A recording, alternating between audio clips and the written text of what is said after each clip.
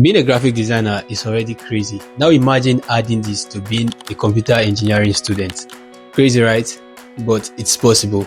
Hi, I'm Fawazia here, aka FY or FY the icon. I'm a graphic designer and a computer engineering student. In this video, I'll show you how I juggle both and still meet up with the two. So based on request, a lot of people have been asking me, how do you handle school while still being a graphic designer? Is it even possible to handle both? Whatever you guys think. Well, I'll be showing you guys how I do it, and let's begin. First, I'll start with why or how I became a computer engineering student. First off, it was never my choice to become a computer engineering student. I actually wanted to study computer science, but you know the way the country's school system works. They do their thing, filter out some people, and that's how I became a computer engineering student. Which I wouldn't say is a bad choice because of the people that I've met, the things that I've learned, and but that's not the story, right? Let's go back to why we are here. And since I already talked about how I became a computer engineering student, it would only be fair if I talk about how I also became a graphic designer. Yeah, some of you already know the story, but let me still just talk about it. It was in 2021 when I saw someone designing and I decided to just try it. At first, I was not really interested because then I was still like a gamer. Most of my time was spent on Call of Duty and Shadow Fight. But then I quickly switched up. When I tried designing, I'm that kind of person that when I do something, I like to be very good at it. So when I tried it the first time, I wasn't that good. I know I was not that good. I tried it for some days and I was already feeling, okay, I'm good at this. But then I went online and I started seeing things that were way above my level that I couldn't do, but I wanted to do. So I couldn't just stop designing. I just kept trying different things. And in the process of trying different things, I discovered a lot of things. I discovered that graphic design was actually something that people pay you for. People would actually enjoy to see. People would hire you to do things for them, which was nothing that I actually knew when I started the graphic design of its own. I just started graphic design because I wanted to be good at it. So when I tried this and I saw, okay, these are actually opportunities that come along with this skill, I started growing. I started trying to get those opportunities. After a while, it became more of like a side hustle for me because I was still teaching and then I was doing graphic design. So I was a school teacher and I was also a graphic designer. In the process of it being a side hustle, I started seeing mega opportunities. I will not really say big ones, but like mega opportunities. I call them OTCs, one-time clients that they just pay you for a one-time project, just like the OTP you receive whenever I want to register for any security-based websites or platform. They send you this OTP one-time password. So like those clients were more like one-time clients. So I would just work with them, let's say for now, and then we just close our deal and we may never even work. So that's how it worked for me. It was just OTCs. I had no real clients. I was just having OTCs. So graphic design went from being a hobby that I wanted to be good at to becoming a side hustle. And from there, it grew to be a business because eventually I stopped working in the school that I was working at, and the only thing that I could do to survive then was graphic design.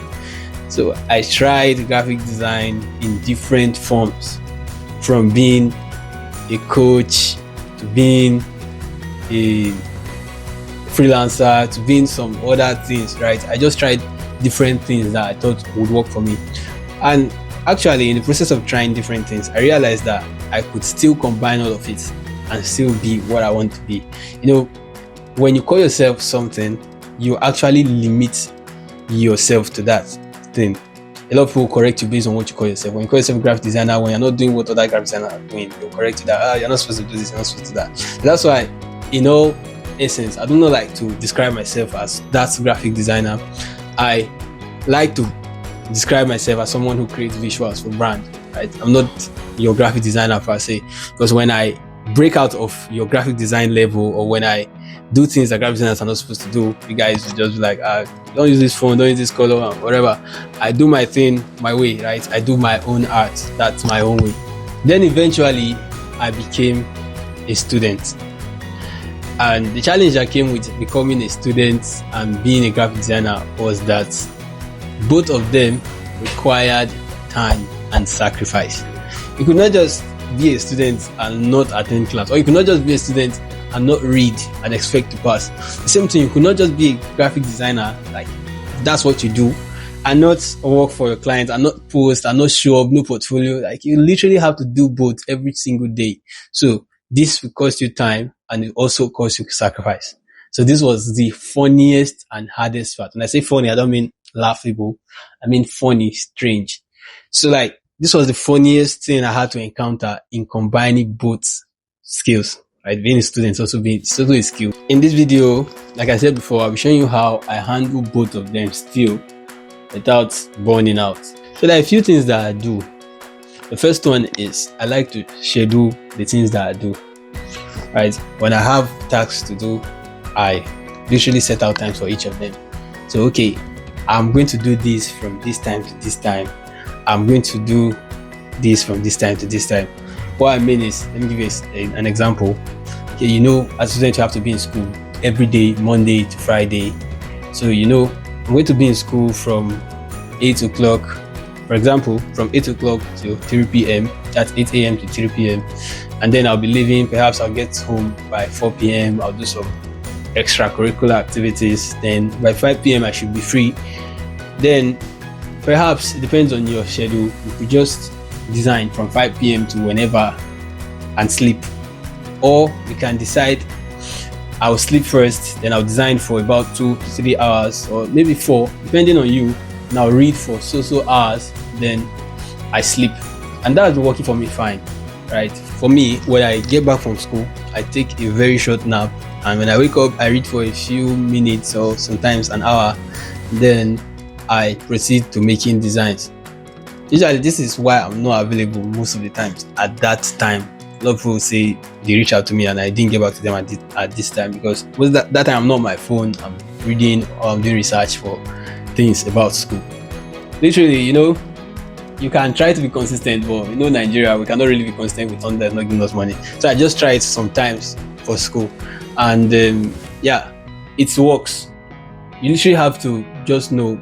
It depends on your courses, your number of courses too. Just break it down. A schedule that works for you. Just build a system that works for you.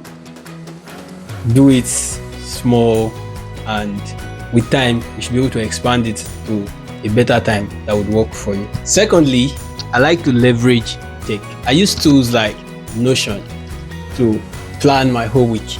Right? I use tools like Notion to plan everything that I want to do for a week, sometimes even for a month. Then I use other tools. I don't think there are apps that you can't schedule posts. Sometimes I just make videos on TikTok and save them as drafts. So whenever I couldn't be in class, bring out my phone and just share. Or I make posts and schedule them for Instagram. Whenever I just set a time. So even if I'm not there, the thing can just post on your own. So that's the thing. You have to first make schedule. Second, leverage tech. There's a reason why we have all of these AIs to make the work easier, not for them to help you handle everything, but like for them to make it easier and faster for you. So you should learn to use this AI correctly. Schedule your task and then make your posts. You don't have to be the one that is making posts every time. Just make the post, create bulk posts and schedule each of them for different days. This would also work for you. Number 3 of the thing that I do that also help me manage my business while also being a student is something I already mentioned in the previous point: creating batch designs. Right? Instead of you to create a post now and make a post not knowing how it's going to be. Tomorrow they can decide, okay, there'll be tests, so you don't have time to create another design. You don't have time to do this. They might even give you an assignment. So because you know, as a student, your time is not actually decided by you if you want to be a good student. Since you know how it is already, you can just create batch designs. Okay, instead of designing one post for Monday, then on Tuesday you get occupied, you're not able to make. If you want to stay consistent, which you have to be if you want to break out of the system, you should create batch posts.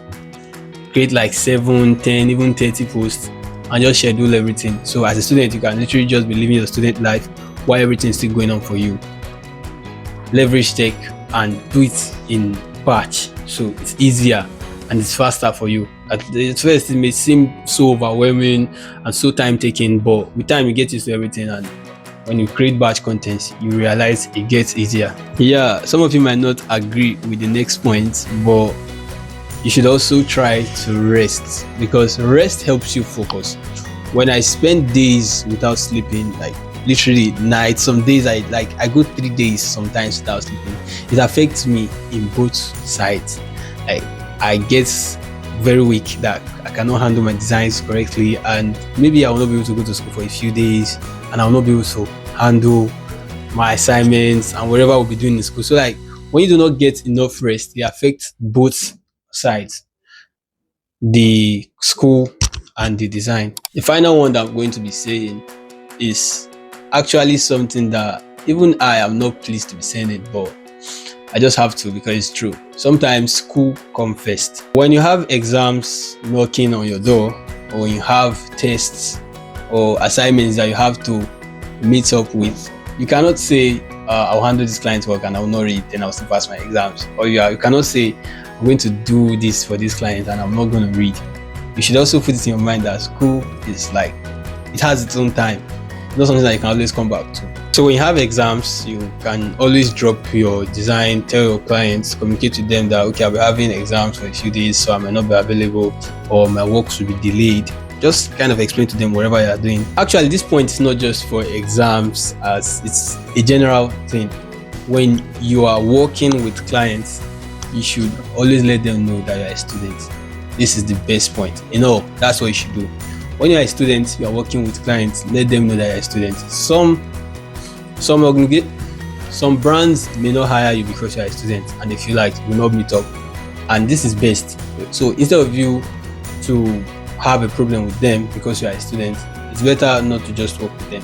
I know I've declined some deals, like literally good deals, because I was a student. Some jobs will require you to be there for a certain amount of hours, and these hours may include your school time. Sometimes I just tell them I'm a student, I'm not able to handle this. And yeah, it goes. So you learn how to say no to opportunities that will affect you being a student. Yeah, don't forget this point. Remember to tell all your clients that I'm a student, so I may not be available so time. Always tell them this. It will help you, trust me. I'm happy on this point because I remember one time, first semester in school, I was working for a client that we had to do design Monday, Wednesdays, and Fridays, and I forgot totally to tell that client that I had exams. So it was like on the exam morning that I realized that, the day I was supposed to deliver the design, I realized that I did not tell this client. So it was a bit of a rush, and the design came out. But like it was not the best. I was not the most proud of it. And after I delivered that design, I had to tell the client that I'm having exams, so I'm not available for this time. And they agreed. They even told me that I would have told them earlier, But I'm just saying, I'm happy on this point because it has occurred to me before. So I know how it feels, and I know it works.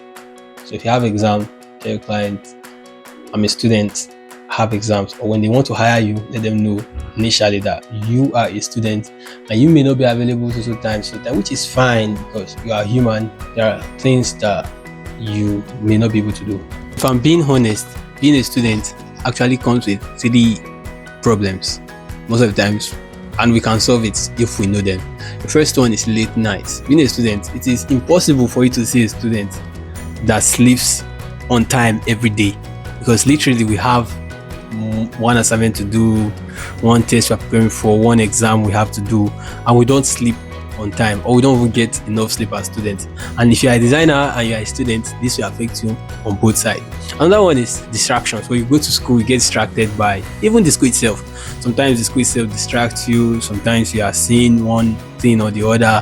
You get distracted, you get invited to places that you don't want to go, and a lot of these distractions. Thirdly, as designer students, we get to have a lot of missed deadlines. Sometimes you don't even remember that you're supposed to deliver a certain design at a certain period. You forget totally, and when a client reminds you, you're like, oh shit, I forgot that.